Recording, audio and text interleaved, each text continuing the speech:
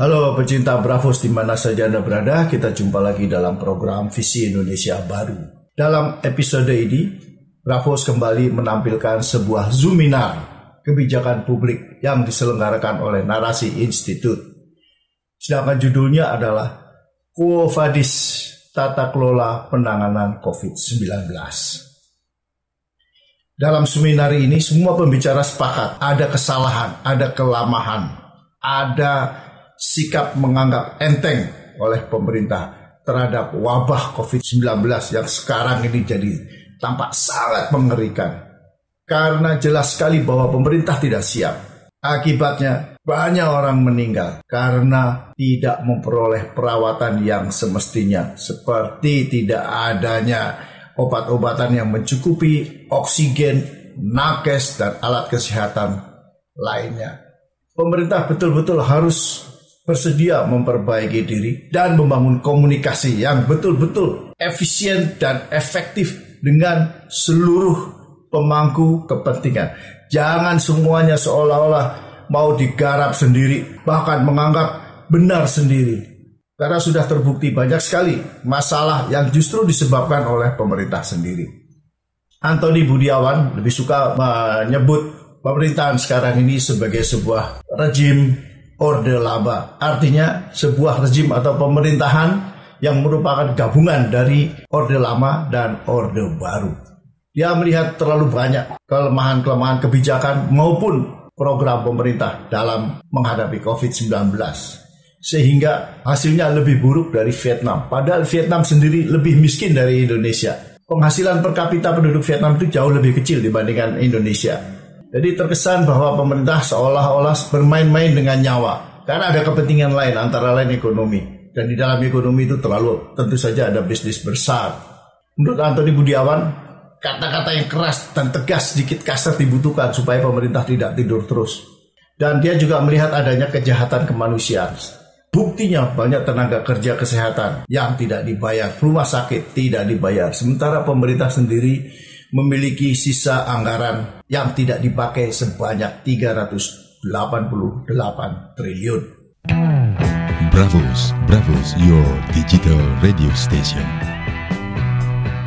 Apa yang dikatakan oleh Prof. Didin cuma satu hal aja, Prof, bahwa pemerintah sekarang ini adalah pemerintah yang sangat kompleks, yaitu terdiri dari katanya kecampuran Orde Lama dan Orde Baru. Jadi disingkatnya adalah Orde Laba. Gitu.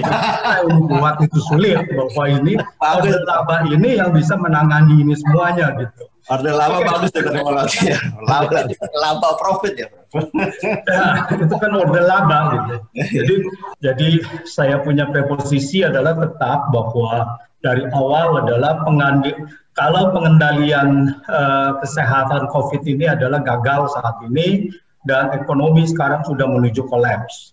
Jadi di dalam ekonomi pandemi semakin dikejar, ini yang dilakukan oleh pemerintah, yaitu mengejar terus kita punya pertumbuhan ekonomi, maka kita akan semakin tertinggal karena kita punya kesehatan itu akan semakin dalam gitu, tidak pernah tuntas-tuntas. Jadi saya melihatnya gini, bahwa kalau kita lihat ini adalah Indonesia dan saya sengaja mengkontraskan di sini nggak kelihatan ya, yaitu beberapa negara Korea, Vietnam, dan New Zealand. Di sini mereka stabil di sini ya, meskipun terakhir Vietnam ini agak kecolongan dan di sini Korea juga agak kecolongan ya. Nah di sini adalah varian-varian baru. Nah kalau dibilang tidak ada anggaran, Vietnam ini lebih miskin dari Indonesia. Tetapi mereka mampu mengendalikan pandeminya. Ya, karena pendapatan per kapita Vietnam itu hanya di bawah 3.000, 2.750 pada tahun 2019. Jadi kalau kita lihat adalah pemerintah ini memang tidak capable, tidak menunjukkan bahwa mampu menangani pandemi ini. Jadi saya mengatakan dengan menggunakan kata-kata ini biar pemerintah bangun gitu kan ya. Kalau pakai kata-kata yang kurang tajam ya tidur terus gitu. Jadi kalau kita lihat adalah ya ini mereka ini bermain-main dengan nyawa. Kenapa saya katakan gitu? Nanti saya akan kasih lihat. Yaitu dengan nafsu mengejar pertumbuhan ekonomi. yang kemudian membawa malapetaka kepada kita semuanya. Jadi kalau kita lihat sampai sekarang pun pemimpin dan pejabat itu tidak mempunyai rasa tanggung jawab kepada rakyat.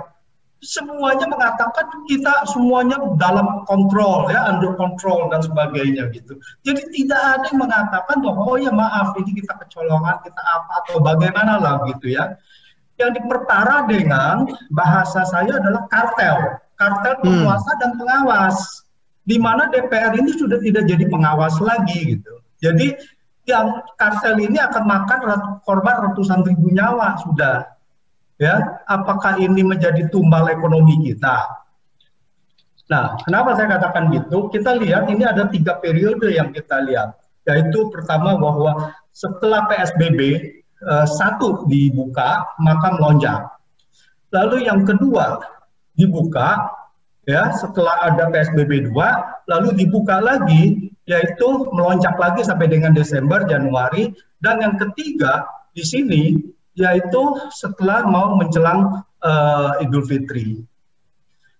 Di sini saya akan kasihkan periodenya. Di mana yang saat ini adalah PSBB pertama 10 April sampai 4 Juni. Sebetulnya belum layak dihentikan karena untuk mengejar pertumbuhan Q3. Jadi kita ini mau mengejar Indonesia turun pun tidak sedahsyat dengan yang negara lain gitu. Kita masih hebat. Ini kan mindset yang seperti ini yang mindset yang bukannya mindset pejabat yang harusnya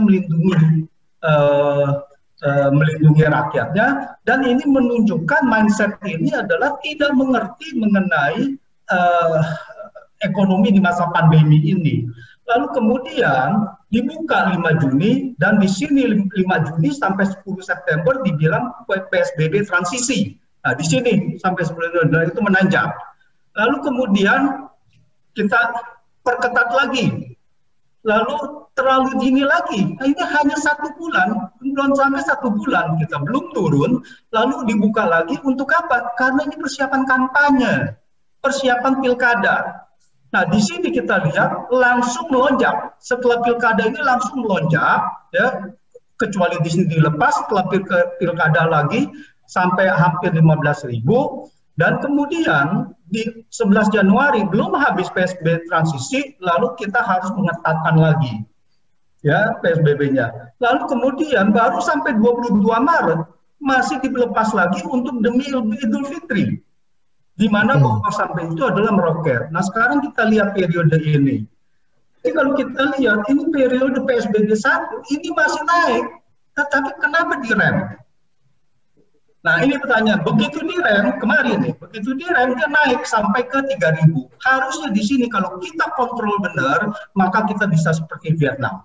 Tetapi karena ekonomi untuk mengejar, karena ini sudah bulan Juni, kita mau supaya Q3 pertumbuhan kita tidak drop, maka ini dibuka untuk ekonomi.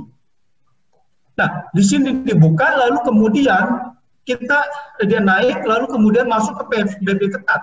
PSBB ketat masih meningkat, masih belum menunjukkan efektivitasnya karena belum 1 bulan. Lalu kemudian dilepas lagi demi pilkada. Dia naik lagi. Nah, di sini baru PSBB ketat, masih 5.000 dibuka lagi untuk Lebaran, sehingga di sini meroket. Nah, inilah periode-periode itu, di sini untuk mengejar pertumbuhan Q3, di sini ekonomi pilkada, di sini ekonomi Lebaran. Di sini permasalahannya, mengejar ekonomi tetap kita akan tertinggal. Nah, di sini kita lihat ini ekonomi Lebaran, ini di atas penderitaan rakyat, saya bilang. Karena apa? Karena ini membuat ini semuanya meningkat. Ini lihat nih, Ancol, Pangandaran, PIK, belum di Ragunan dan sebagainya. Ini di masa pandemi bisa begini, gini. Apakah ini pemimpin yang bertanggung jawab? Nah, disinilah. Jadi ekonomi pandemi mau dikejar akan semakin anjlok. Dan menjadi di sini, apalagi kita tadi mengatakan bahwa ada varian Delta dan sebagainya, ini adalah pintu masuk varian baru. Itu dilepas gitu, demi ekonomi ini dilepas gitu. Nah, jadi kita lihat causal relationship, ini harus dimengerti bahwa kita tidak bisa memperbaiki ekonomi tanpa memperbaiki ini. Karena virus ini yang memicu, pandemi ini yang memicu ekonomi. Kalau ini semakin baik, maka ekonomi akan semakin baik secara otomatis gitu. Tidak perlu dikejar, otomatis akan semakin baik. Nah, di mana pandemi memburuk, apalagi saat ini fasilitas kesehatan sudah banyak yang kolaps, ya, itu akan membuat ekonomi kita memburuk. Bahwa fiskal kita akan kolaps. Kita lihat di sini mengenai yang tadi ada Vietnam dan itu kita lihat di sini pertumbuhan ekonomi. Mereka yang mampu mengontrol ini, Indonesia adalah minus 5,32, dan mereka yang mampu mengontrol ini mempunyai pertumbuhan yang lebih baik. Jadi pengontrolan, pengendalian pandemi akan berkorelasi positif dengan pertumbuhan ekonomi. Nah, kita lihat di sini, ya ini Q-nya. Nah, di sini kita lihat bahwa Indonesia meskipun minus 0,7, tetapi kalau kita lihat dari plus 502, maka kita turun itu minus 7%. Itu sudah mengejar ekonomi kita. Kita lihat New Zealand dengan mengetatkan dia punya ini ekonomi pandemi, yaitu hanya turun minus 0,65%. Dan Vietnam, terus Singapura yang katanya anjlok, tapi dia minus dari 1,35 menjadi ke minus 5,39 dengan kehilangan nyawa penduduknya jauh lebih sedikit dari Indonesia. Korea hanya turun 3%. Jadi tidak akan terkejar ini ekonomi selama kalau kita punya pandeminya masih tidak bisa diatasi. Ini adalah tadi kita lihat, saya perbesar aja di sini, yaitu New Zealand. New Zealand itu sangat konsisten, dia bisa memaintain ini. Yaitu dia punya itu minus yang paling kecil. Dropnya paling kecil.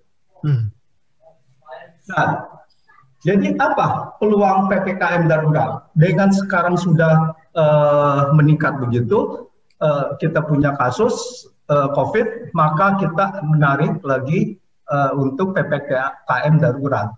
Ini PPKM darurat ini akan, peluang gagalnya akan sangat besar. Karena kalau kita lihat PSBB 1 begini, PSBB ketat begini, apa yang bisa membuat PPKM darurat itu berhasil? Apa? Kan tidak ada gitu. Nah, karena apa? Karena tanpa kompensasi bantuan tunai akan terjadi pembangkangan. Jadi yang ada sekarang PPKM darurat sudah menjadi kerumunan baru di pintu-pintu masuk yang dipalangin itu, kemudian terjadi kerumunan. Itu akan menjadi suatu klaster baru lagi. Nah, tanpa ada kompensasi bantuan tunai, karena itu diciptakan kata-kata PSBB, PSBB mikro, PSBB ketat, PPKM mikro dan sebagainya. Itu hanya untuk menghindari lockdown, hanya untuk menghindari karantina wilayah, hanya untuk menghindari kewajiban pemerintah untuk memberikan bantuan kepada masyarakat. Bantuan kepada masyarakat itu sebetulnya adalah untuk juga kepada pemerintah, akhirnya membuat pandemi ini cepat selesai. Bayangkan, tadi Mas Nur Hidayat juga mengatakan bahwa kebanyakan penduduk kita adalah mempunyai penghasilan harian dan tidak mempunyai simpanan. Bagaimana mereka bisa kalau di karantina tanpa dikasih makan? Akan terjadi pembangkangan. Disinilah kita sudah lihat dalam 1 minggu ini terjadi pembangkangan luar biasa dan tidak bisa disalahkan karena mereka harus mencari makan gitu. Naluri aja, naluri manusia, naluri binatang aja mencari makannya kuat gitu kan, apalagi manusia, apalagi kalau dia punya tanggungan gitu. Nah, PSBB transisi, PPKM mikro, ini ke transisi, ini juga akan gagal. Jadi PPSB transisi ini nih, di sini PPKM mikro, ya sebetulnya yang saya bilang ini PRKM, jadi pemberlakuan relaksasi kegiatan masyarakat, dan kasusnya akan meningkat. Nah, lalu yang kedua adalah bahaya laten ledakan COVID di luar Jawa. Nah, dengan varian Delta yang sedemikian rupa cepat sekali penularannya, lalu kemudian ada 96 kabupaten zona merah, ada 293 kabupaten zona oranye. Di luar Jawa dan Bali, dan luar Jawa Bali hanya memberlakukan PPKM mikro ketat katanya. Ketat bagaimana? Nah, disinilah bahwa potensi ledakan di luar Jawa Bali itu sangat besar sekali. Kemudian adalah bandara internasional masih terbuka. Untuk siapa? Untuk TKA yang katanya expats. Ya, dan ini adalah sudah ada varian baru lagi yang namanya Lambda. Apakah ini tidak akan masuk lagi? Karena kalau bandara internasional dibuka, kita tidak bisa selektif. TKA dari Cina tidak boleh, dari India tidak boleh. Yang boleh dari India tidak boleh. Kan tidak bisa gitu kan. Sulit untuk mengklasifikasi itu. Jadi kalau tidak boleh semua gitu. Itu adalah vested interest yang tadi. Nah, jadi kalau kita lihat, kalau saya melihatnya adalah PSBB dan PKM ini sangat membingungkan masyarakat. Ya satu, untuk menangani ini secepat-cepatnya, cuma satu lockdown, karantina wilayah, 1 bulan selesai. Apakah kas negara kosong? Apakah negara tidak bisa membiayai? Ini kan kas negara kosong. Ini yang alasan dibuat-buat lagi karena Silpa 2020 ada 388 triliun. 388 triliun Silpa itu. Untuk apa? Untuk diternak juga nggak jadi apa-apa kan gitu. Dibayangkan ada Silpa 388 triliun, tunggakan ke rumah sakit itu masih banyak, tundakan yang tempat lainnya juga masih banyak. Ini tidak digunakan tuh untuk apa? Inilah menjadi, saya menyebutnya Silpa ini adalah sudah menjadi kejahatan kemanusiaan. Ada duit tidak digunakan untuk ini. Ini adalah kejahatan kemanusiaan luar biasa. Kita ada 500.000 lebih, mendekati nanti akan menjadi 1 juta. Itu manusia mati karena ditahan dengan uang yang sudah ada, sudah jadi utang, tetapi tidak dibelanjakan. DPR harus menginstruksikan Presiden menggunakan Silpa. Ya, di luar dari yang lain-lainnya, tetapi uang dulu yang katanya tidak ada, itu harus diinstruksikan.